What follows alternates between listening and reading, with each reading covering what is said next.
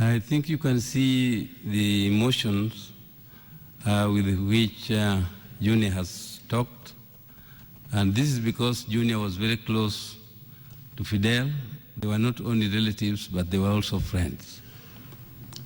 I don't want to say much because much has been said. And in fact, most of the notes which I had taken to talk about, the previous speakers have mentioned more or less all of them. What I want to emphasize is that Fidel was a bridge, not only between our family and our friends across the tribes, but also our adversaries. Fidel never knew any boundaries, and he tried to bring people together. That attribute to Fidel, I think, is something which we must emphasize, because we have lost a jewel. Fidel was actually amongst our nephews the best that I can talk about, because he had love, he had passion for relations. He knew all our relatives, and he visited them personally. And whenever there was any funeral or any of them was sick, Fidel was by their sides. And therefore, Fidel's funeral is unlike any other that we are going to see in our family in the recent years. In fact, in our family, I can only compare Fidel's funeral with that of our father, the late Jaramogi Oginga Odinga. And this is not because he had reached the status of Oginga Odinga, but because of the short time he was alive. People knew Fidel in his own way. Some people think that Fidel is being mourned because he's the son of Raila Odinga. I can tell you that Fidel, in very many ways, is being mourned on his own account and record. Because we know Fidel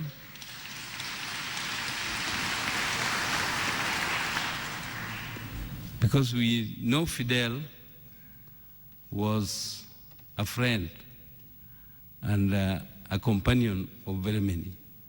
To many people, Fidel was the son of the Prime Minister. To many people, Fidel was a philanthropist, because I participated in very many Harambes. Whenever I called him and asked Fidel, can you accompany me to this or that function? He would tell me, Uncle, I'm sorry, that date is not convenient for me, but take this money and either do whatever you like with it. You can call my name, mention my name, or just make it one of your contributions.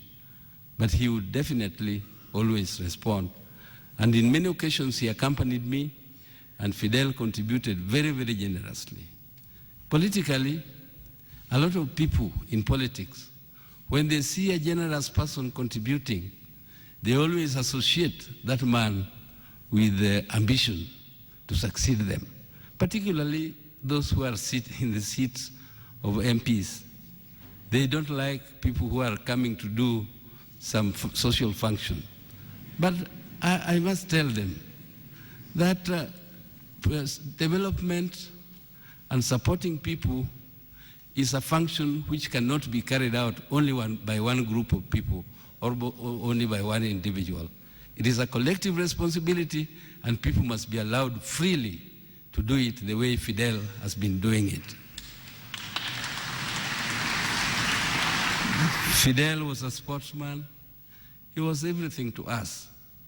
And whoever, if the death of Fidel, which to us as a family has remained mysterious, because postmortem was done, and we are told as yet the cause of death of Fidel cannot be established.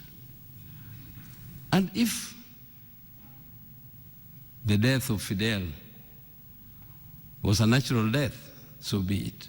But if the death of Fidel was from a human hand, I want to tell the person who did it that he really calculated and hit us below the belt.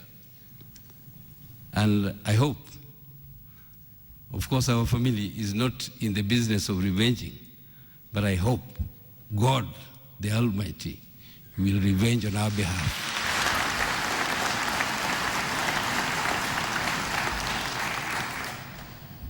As I said, I did not want to say a lot of what has been said before, but I just want the death of Fidel not to go for nothing. And therefore, I'm appealing to the political leadership of our country, both our coalition and the coalition which is in government, to use this Fidel's death, because I can see the president and the deputy president have been together with us. And occasions, sometimes like this, are the ones which bring people together. The vice president had mentioned it, and I hope that the death of Fidel will unite this country, and from now on, what we missed previously, which is called dialogue, will start. Thank you very much.